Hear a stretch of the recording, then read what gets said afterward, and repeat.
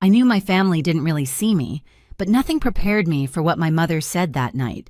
She leaned back in her chair, eyes cold, and told me, "Don't expect anything from us." My brother actually smiled like he'd been waiting to watch me break. I didn't. I stayed completely still even as the room tightened around me. Something in the silence felt different, like someone else had finally heard enough. And just when Mom thought she'd won a chair scraped behind her slow deliberate, that was the moment everything shifted, though none of them realized it yet. My name is Rebecca, and for most of my life I thought staying quiet was the safest way to survive my own family. I grew up in a small house in Seattle where the walls were thin, the expectations were heavy, and the affection felt rationed. Mom used to say she treated us equally, but even as a kid, I could see the tilt in the scales. My brother Daniel got the bigger slices of cake, the newer shoes, the louder praise. I got what was left after the dust settled. I learned early not to ask for much. When Daniel wanted something, a school trip, a new jacket, Mom made it happen no matter the cost. When I needed help with college applications or a ride to my part-time job, the answer was usually, "You're old enough to figure it out." So I did. I worked late shifts, saved every dollar, and told myself that independence was a badge of honor, not a sentence. Grandpa was the single exception. He was steady, patient, and never made me feel like loving me was a chore. His place always smelled like pine and old books, and every time I visited, he'd smile and say, "You look tired, sweetheart. Sit. Tell me everything." I didn't tell him everything, of course, but he listened to the pieces I was brave enough to share. As I got older, the favoritism didn't fade. It sharpened. Mom spoke about Daniel like he was the sun we all orbited. She covered his unpaid bills, co-signed. His leases, bought him out of problems he created.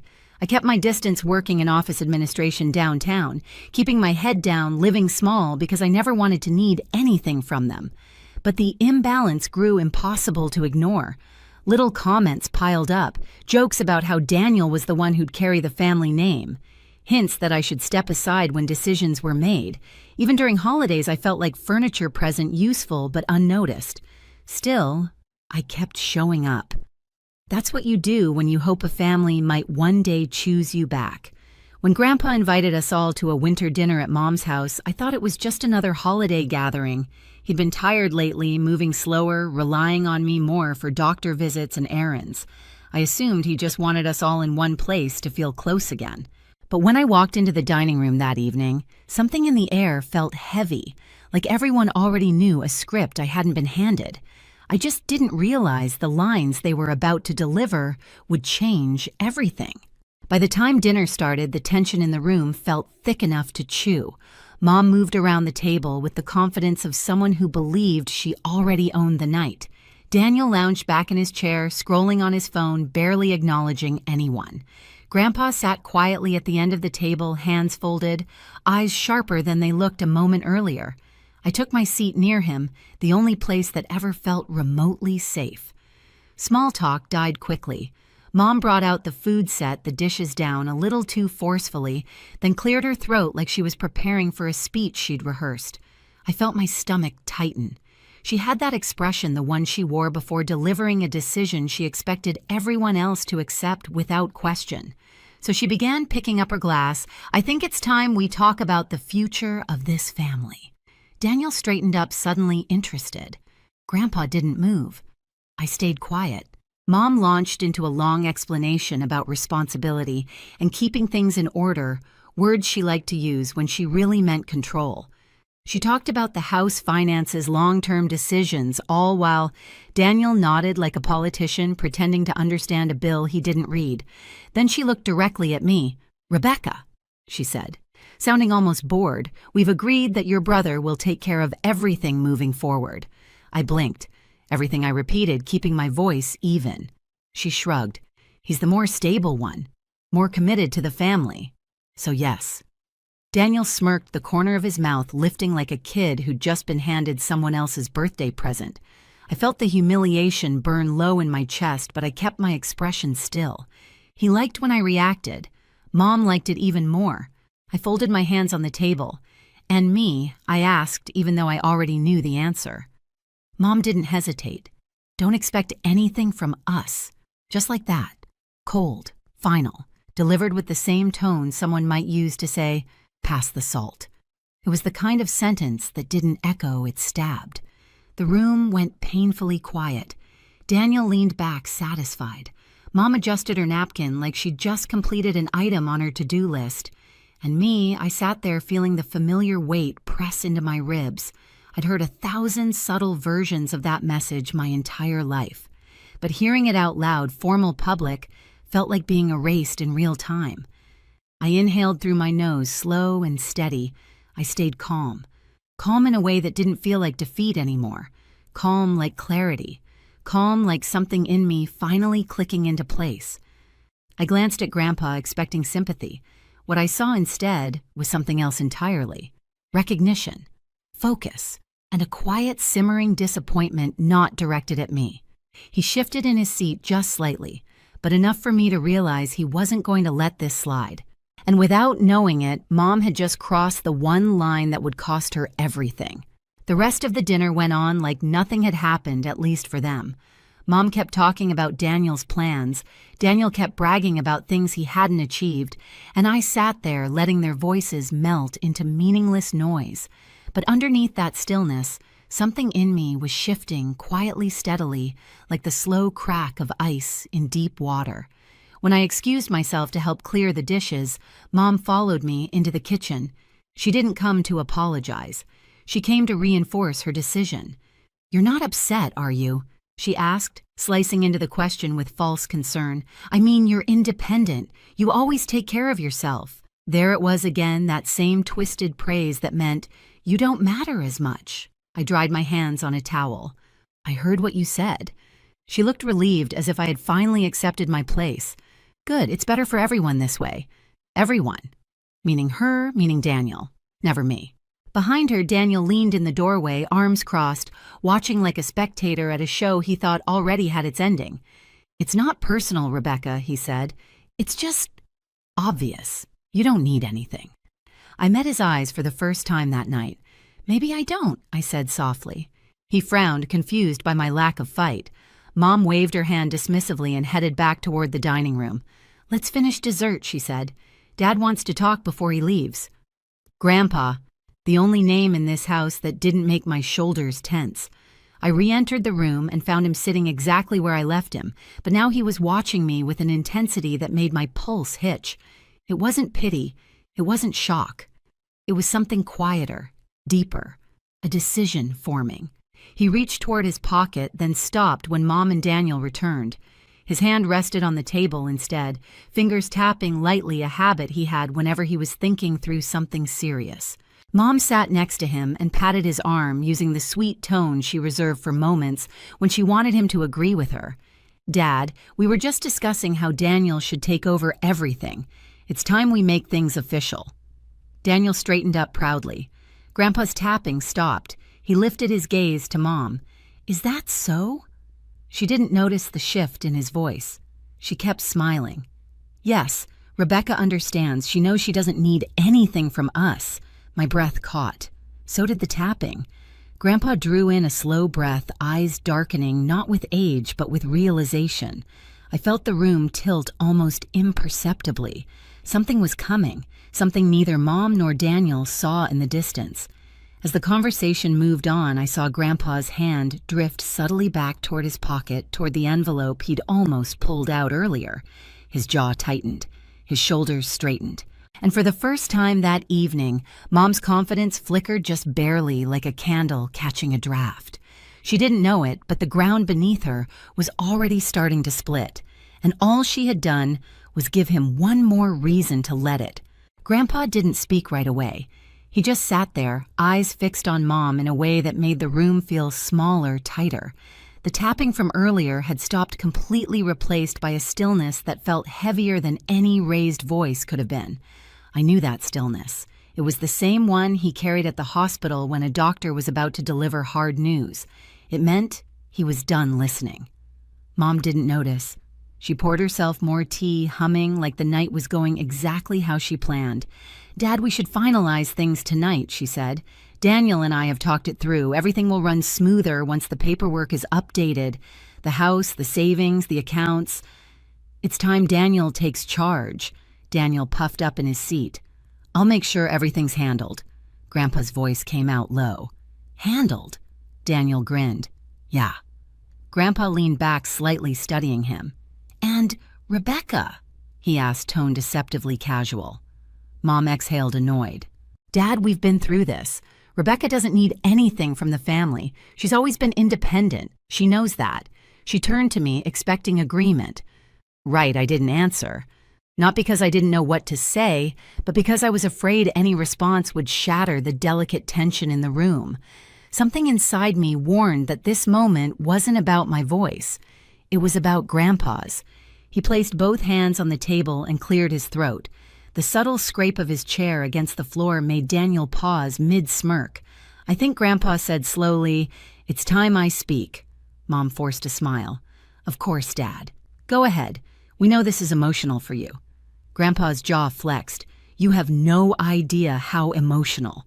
The room snapped into silence. He reached into his coat pocket and took out a thick envelope, cream-colored, sealed, worn at the edges, like it had been handled many times before. He set it on the table with a quiet thud, but it sounded louder than anything else had all night. Daniel's eyes narrowed. What's that? Grandpa looked at me first long enough for my throat to tighten, then turned to them. That he said is the truth. Mom's smile faltered just a little. Dad, what are you talking about? Grandpa slid the envelope toward the center of the table. Before we discuss any paperwork updates, I think it's time you two stop pretending you've earned control over anything. Daniel scoffed. Come on, Grandpa, sit. Grandpa snapped. Daniel sank back down. Grandpa opened the envelope and pulled out a stack of papers, documents, bank statements, savings records. Not detailed files, just simple proof. Enough to make the blood drain from Mom's face the moment she recognized them. I've spent the last year reviewing everything Grandpa said. Every payment I made, every dollar I sent to support my granddaughter. He looked straight at Mom. And everything you took. Mom's hand twitched. Dad, that's not don't. His voice struck like a hammer. You told me Rebecca never cashed the support I sent her for school. You told me she refused the help, that she said she didn't want my money. Daniel sat up straighter, suddenly unsure. Grandpa continued, voice steady and merciless. You said Rebecca didn't care, that she wanted nothing to do with what I gave her. But here, he held up a statement, is every deposit I made. And here another sheet is every transfer you made to Daniel with that money. Daniel's mouth fell open. What, Mom?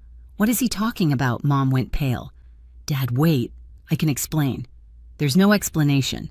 He pointed at the papers. You stole from your own daughter. My stomach dropped. I knew Mom favored Daniel. I knew she'd hidden things. But I didn't know it was this. Grandpa turned to me and his expression softened just a fraction. You were supposed to have enough to finish college comfortably. I gave you enough for books, housing, food. Yet you worked double shifts. You skipped meals. His voice wavered. You thought you were a burden. I swallowed hard. I didn't know I whispered. She never told me. He nodded, eyes dark with pain. I know you didn't. Daniel shot to his feet. Mom, you said, sit down. Grandpa repeated louder this time. Daniel obeyed instantly. Grandpa pushed himself to standing, steadying on his cane. The room froze. Even the air felt afraid to move. Earlier, he said, looking at Mom, you told Rebecca not to expect anything from you. Mom's lips parted. Dad, I didn't mean... He raised a hand. Good. The word hung in the air like a blade. Good. He repeated, voice rising with the kind of authority that made the walls seem to vibrate. Because everything now goes to her.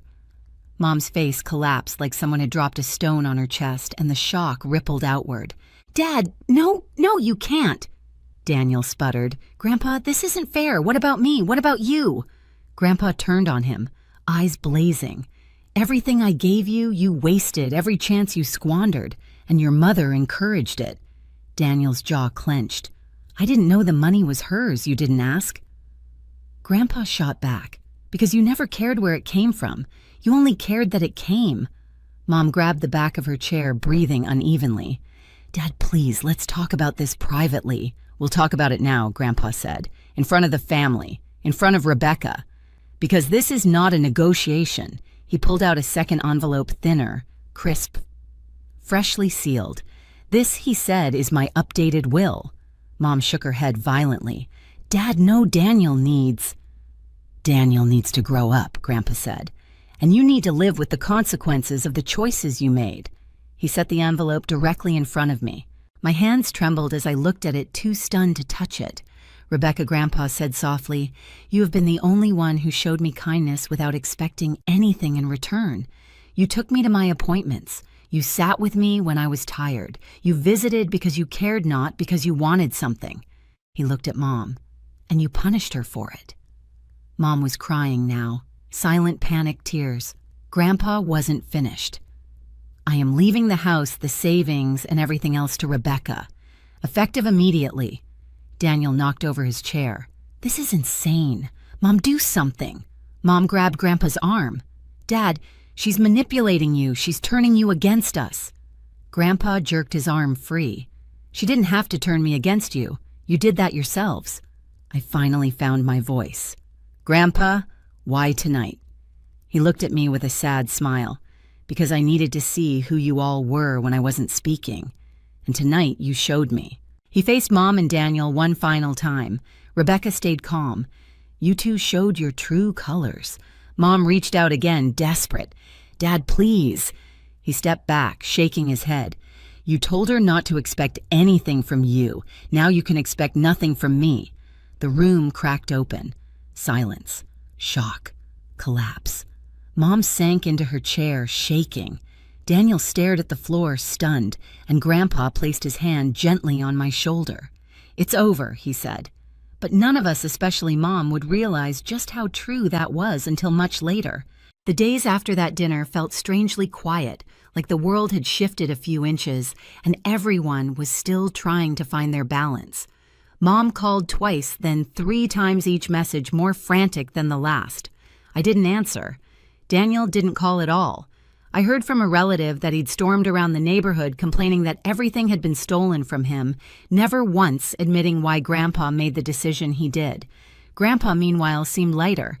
I drove him to an appointment in downtown Seattle, and he walked a little straighter, breathed a little easier.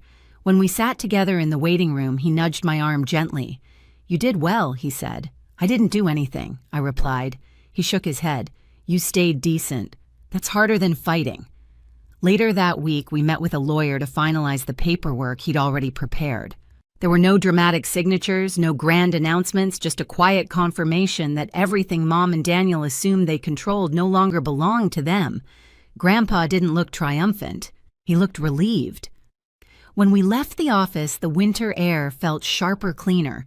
We stood on the sidewalk for a moment, watching traffic move across the city. "You know, he said being loved shouldn't feel like begging." I swallowed, feeling something loosen in my chest. I guess I kept hoping they'd change. "They won't," he said gently. "But you can choose differently." And for the first time in years, I believed him. Even now, when I think about that night, I don't remember the shock or the shouting first. I remember the moment Grandpa placed his hand on my shoulder, the quiet certainty that I wasn't invisible after all. Losing my family the way I knew them hurt, but gaining the truth set something free inside me.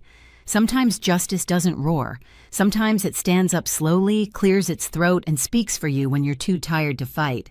If this story resonates with you, share your thoughts below and hit subscribe so you don't miss the next one. You're not alone.